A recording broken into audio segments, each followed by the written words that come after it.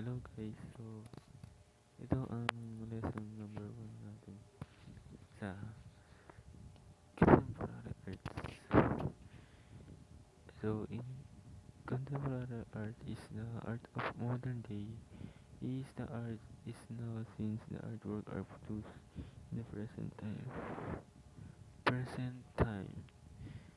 So itong artwork na to, nagawa na to since unang panahon hanggang ngayon. So mas advanced na ngayon at maganda na kasi mas marami tayong materials at may mga digital artwork na tayo ginagawa using phone, computer, etc. The evolution of arts. Physical arts is the origin art of history can be traced back to the Mesozoic era before the advent of written language. The earliest artifacts come from Paleolithic era or the Old Stone Age in the form of rock carving, engravings, and pictorial imaginary sculpture in stone arrangement. Ito yung mga iniikot, ito yung mga iniikot rin, mga inuukot sa stone. Hindi yung sa ordinary stone. Ito yung stone na makikita sa, ewan ko siya nakikita. Ito yung mga dating panahon.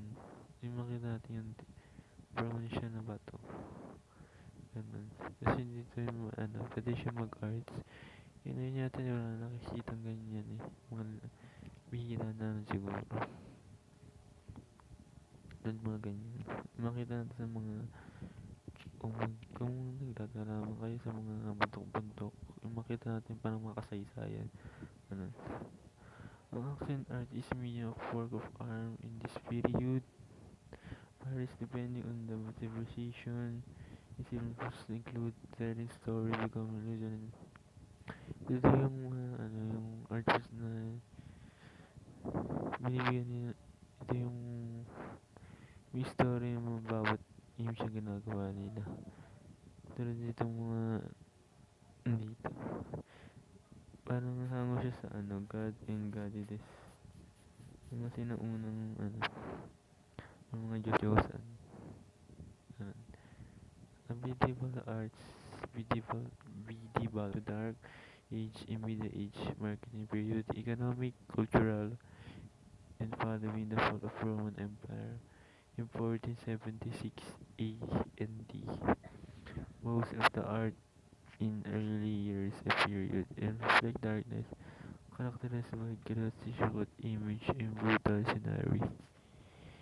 Ito yung mga pinapakita dito yung mga brutal na pangyayari na ginagawa natin yung mga yung mga dark age, yung middle age, yung economic culture di Greek followers Roman F. Yung mga ginagawa natin ng mga gawa kasalanan. Ngayon na brutal scenery. Hindi nyo siya makikita. Ang Renaissance art is a field characterized by natural elements, Impressionism and realism art produce attention, detail, and precision, human autonomy. Di makita sa mga arts mga dito. Sa mga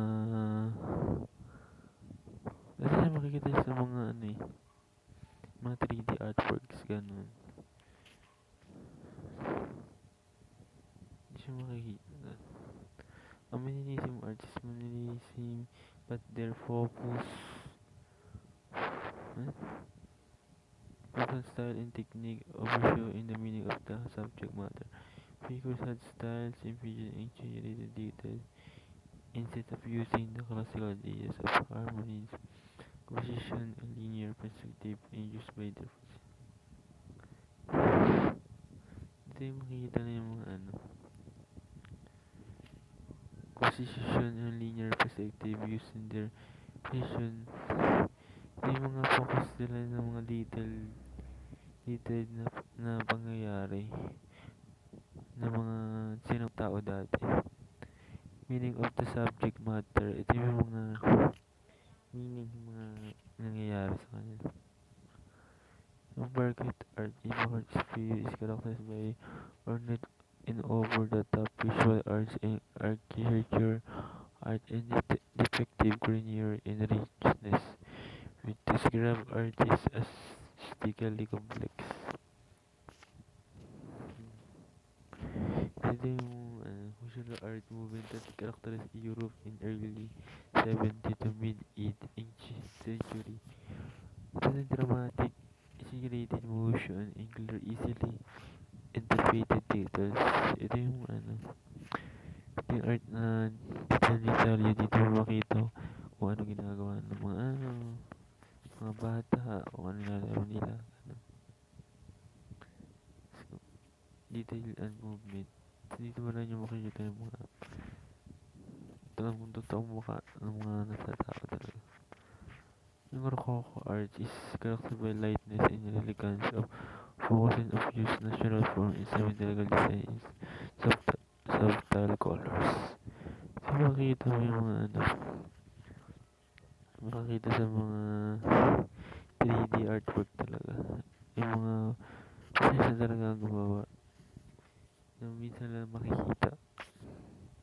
Ito yung binibenta na ng mahal yung mga subtitle colors of the use of kasi nag-focus sa lightness ng artwork.